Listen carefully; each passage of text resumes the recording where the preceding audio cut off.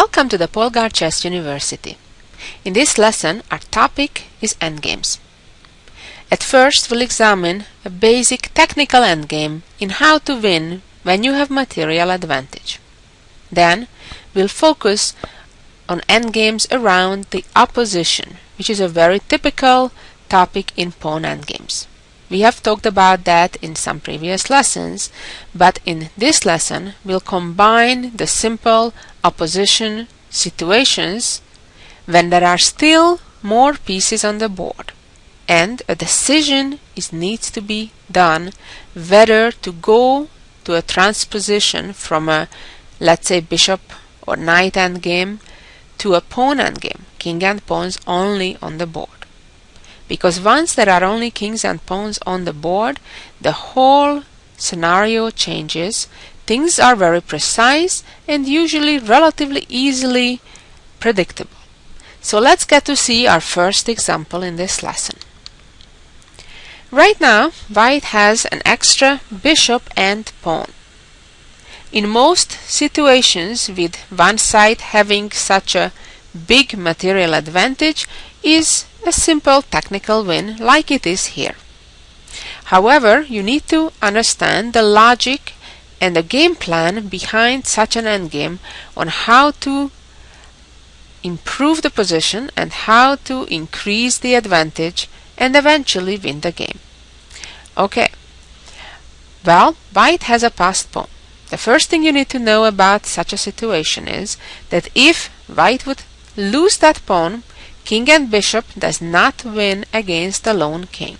So it is absolutely important not to lose that pawn. Of course, that makes sense. Next, you can see that the black king is in front of the white pawn. Why? It's trying to hold it off so it cannot advance.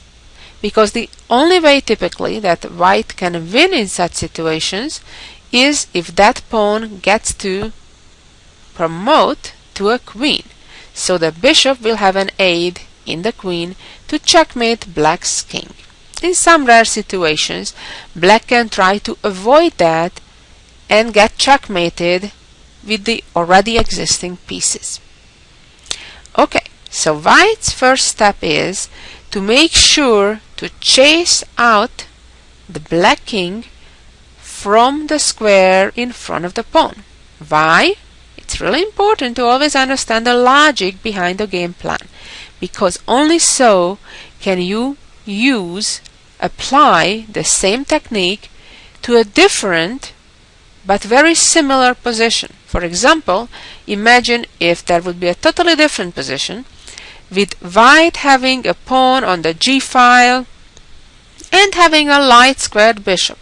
So all the pieces may be on different squares in the position compared to the one you see right now, yet the technique, the game plan, would be identical.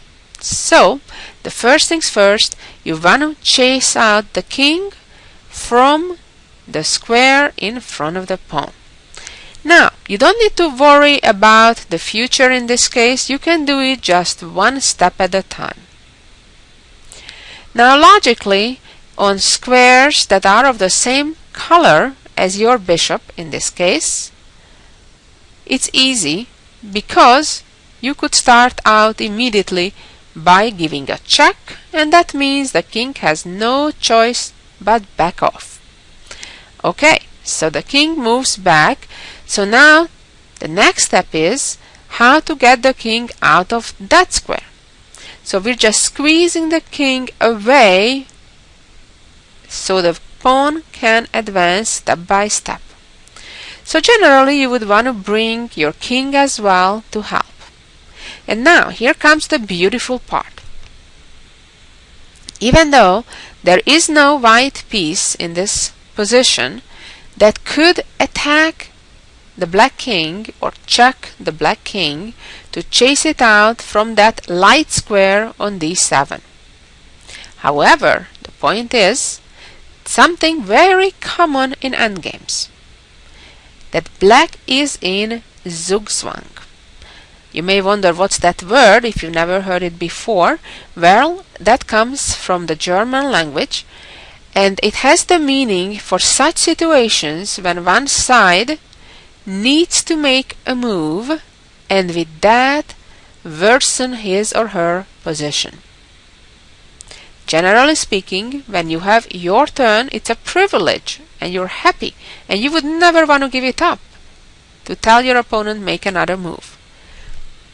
However, there are unique situations, usually with only few pieces left on the board, when by needing to make a move, as we know in chess, it's not only your right to make a move, but it's an obligation. You do not have the option to pass like in card games or other games. So therefore, the problem here is that by needing to make a move, you have to worsen your position. So this is a unique situation when it's not to your advantage that it's your right to make a move. That situation is referred to as being in Zugzwang. So that's not a good thing. If black in this position could continuously pass and not make a move, in that case white could not make progress because the king would sit there on d7. It couldn't be checkmated there and the pawn would be held off, not becoming a queen. So again, the key here is that black is in a Zugzwang, the black king needs to move, and that, as you'll see, will lead to the white pawn advancing. Okay, so the black king returned to d8, and now white has, of course, many ways to win, but the most systematic one is to advance with the king. Now the king again needs to move. It cannot stay in front of the pawn. And for example, king e8, and the pawn advances, king d8, and now there are many ways to win again. White could advance the pawn right away, or give a check first, chasing the king away. King goes either way, and the pawn advances again with a check, and voila, the pawn promoted. So this was simple because white not only had an extra pawn, but in addition an extra bishop. So now let's see some other scenarios, like this position. This is a rook and pawn endgame where white has one extra pawn. One thing to know about rook endgames is that there is a famous saying, every rook endgame is a draw. Obviously, that's an exaggeration.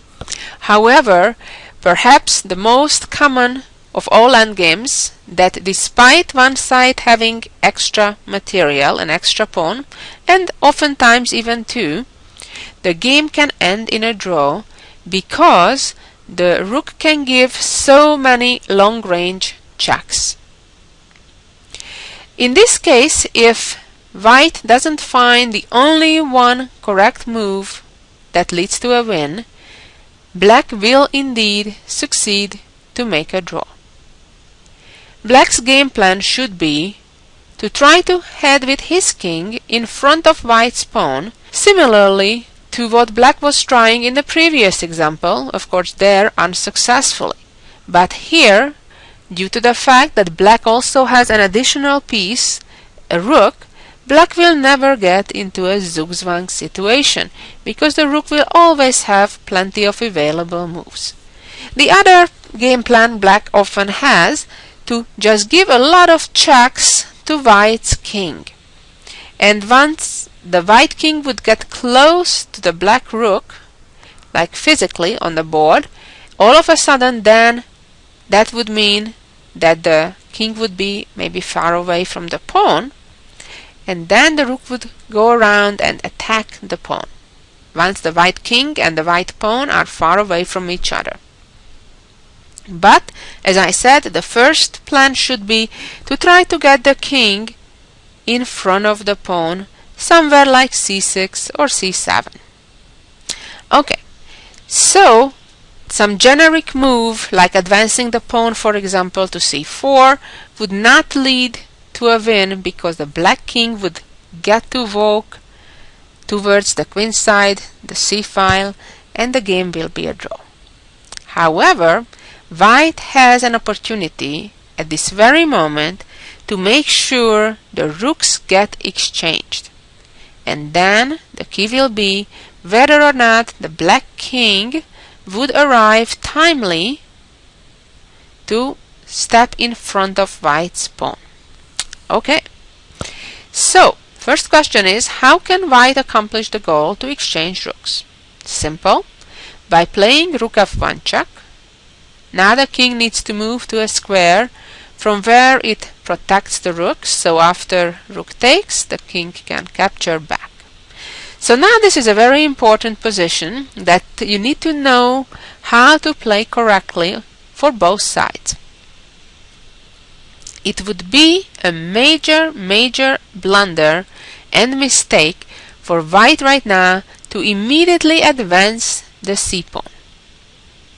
The reason is that now the black king gets to come in front of the pawn, and this position is a basic draw. Let me just show you one sample variation.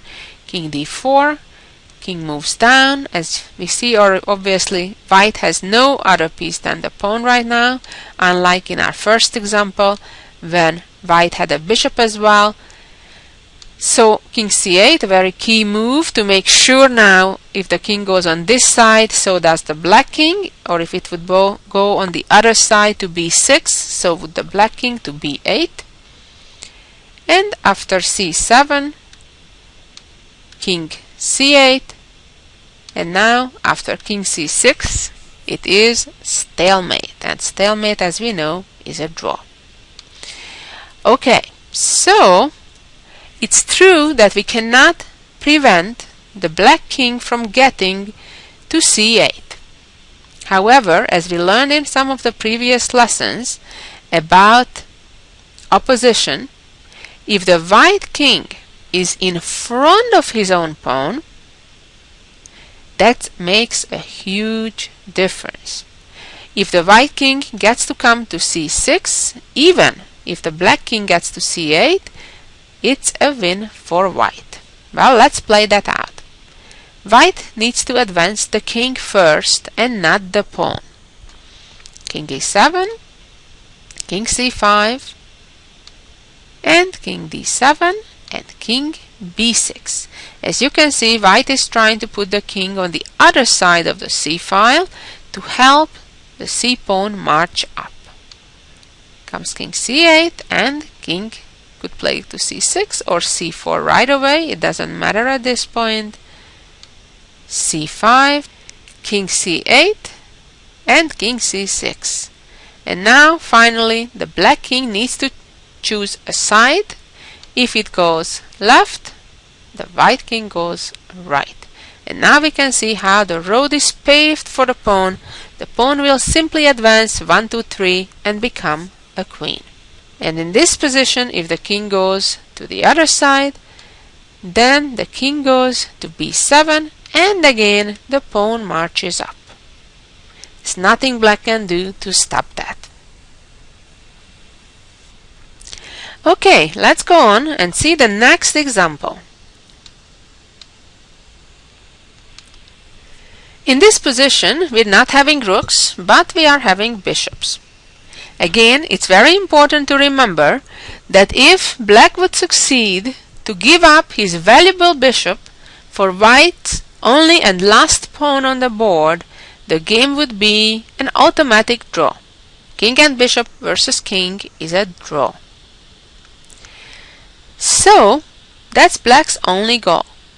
So if right now white would, for example, advance the c-pawn ahead, black could just play king c6, or could even play bishop to d4 with the idea that even when at a later time, let's say the bishop comes here, and even if the pawn advances, well, it's obviously not the only way to draw, but the simplest one is to simply capture that last pawn and game over. There is no possible, imaginable way to win this position for white.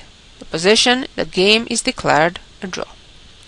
Okay, so once we clearly understand that, we know that there is no potential to win with that game plan. So our only hope is to try to actually exchange the bishops and get to a pawn endgame like we saw in the previous example when we traded rooks. And luckily for white, the black bishop at the moment is in a very unfortunate position in the corner. And because of that, white not only can try to exchange the bishops, but actually can force to exchange the bishops. Can you think of that move? Yes, indeed. And that move is to retreat the bishop to c3. Well, what happens now? White is attacking the black bishop in the corner, so obviously if black does not capture now the white bishop, then white will capture the black bishop and for free. And then we'll have something very, very similar to the first example in this lesson. Okay, so let's see what happens if black indeed does do the trade on c3. Naturally, white recaptures. So here again we're reaching a pawn endgame with white having one extra pawn. And the key question is, if can black hold this game or not? Well, in this case, white is winning again because the king is in front of the pawn. However, that's not always sufficient. Okay, let's see this scenario. If white right now plays king c4 and black plays king d6 and now white plays c3. Even though the white king is in front of the white pawn, this position is a draw after black plays king c6. And this is where the opposition rule comes into play. It is that now when there is one square in between the two kings, and obviously the two kings are on same scalar squares, in this case the game is a draw. And it's really important that white does not have a little extra move with the pawn. So the pawn cannot move, and after king d4, black will keep the opposition, and white cannot make progress. Let's see if in this position, white after king c4, king d6, white plays correctly, and plays king b5. Now black has to go back, and again white plays king c5, as you can see, maintaining those extra moves with the pawn for a time when white is ready to push it. King d7, and again we go to the side.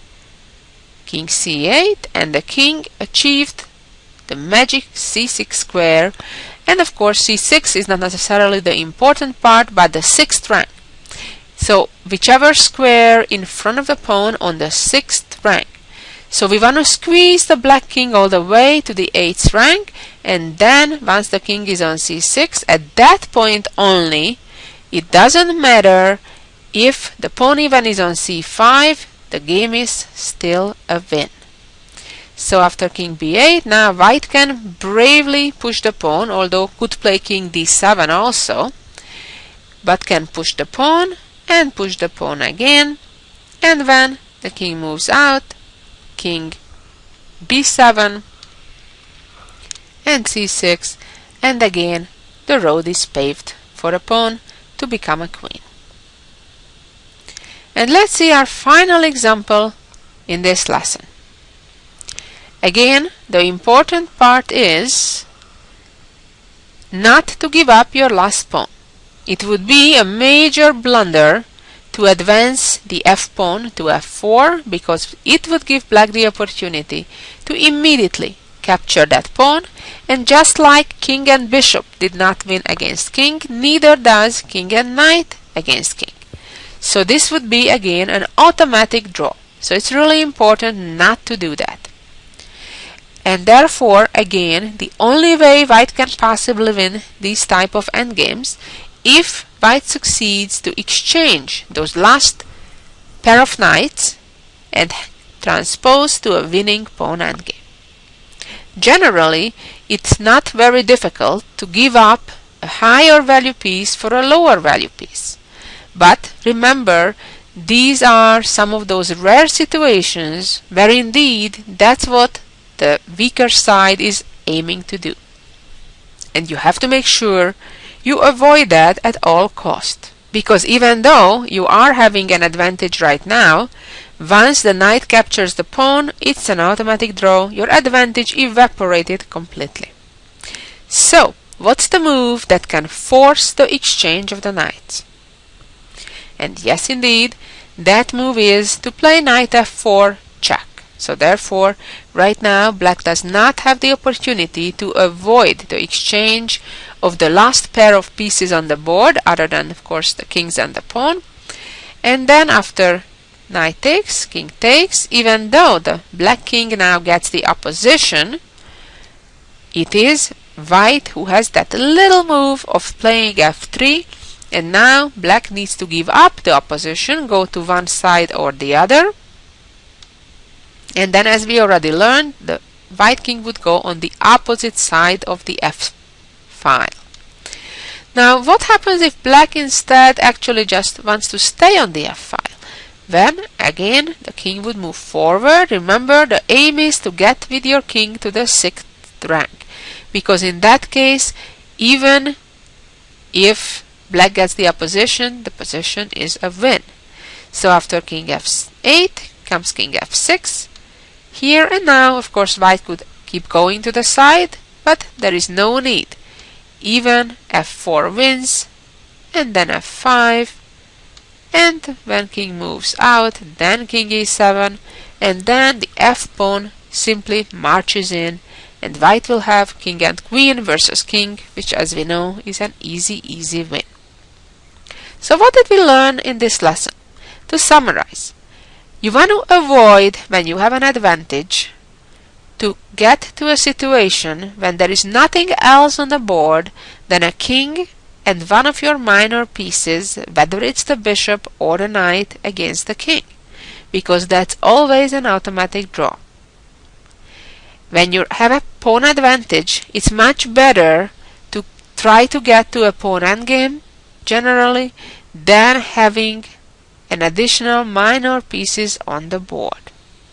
Of course, it's important to know whether the position resulting a king and pawn versus king endgame, is it a win or is it a draw?